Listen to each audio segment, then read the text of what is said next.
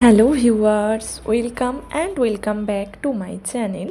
আজ আমি আপনাদের সাথে রাইট টু ইকুয়ালিটি যেটি ডিসকাস করা হয়েছে article 14 to 18 of the Indian constitution, এটি নিয়ে ডিসকাস করব।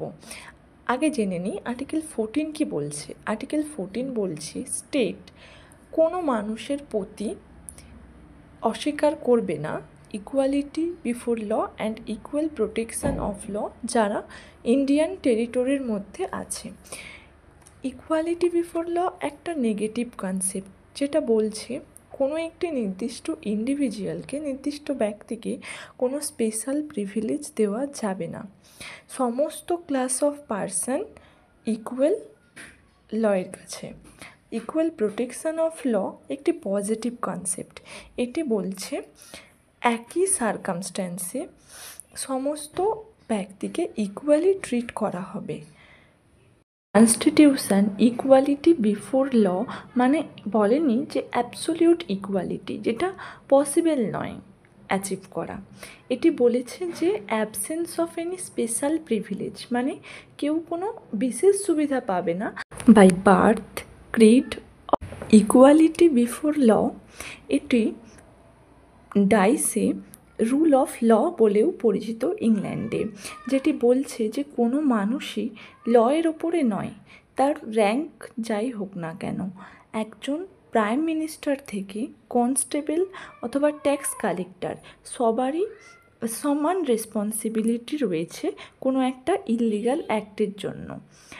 এবং রুল অফ ল বলছে যে কোনো ডিসক্রিমিনেশন হবে না কোনো পার্সনের মধ্যে, বা আনসিভিলাইজড ম্যানারে কাউকে দেখা হবে না।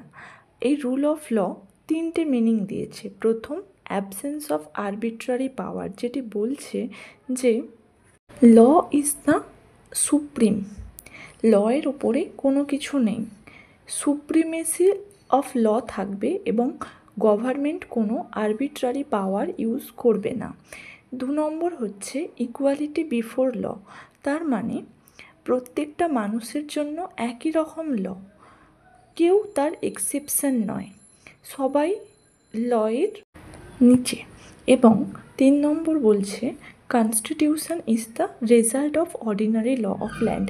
যদিও এটি আমাদের ইন্ডিয়াতে অ্যাপ্লিকেবল নয়, কারণ এটি বলছে যে ইন্ডিভিজুয়ালের রাইটের সোর্স হচ্ছে কোর্ট, রিটেন কনস্টিটিউশন নয়। কিন্তু আমাদের ইন্ডিয়াতে কনস্টিটিউশনই সুপ্রিম এবং কোর্টও কনস্টিটিউশনকে মানতে বাধ্য।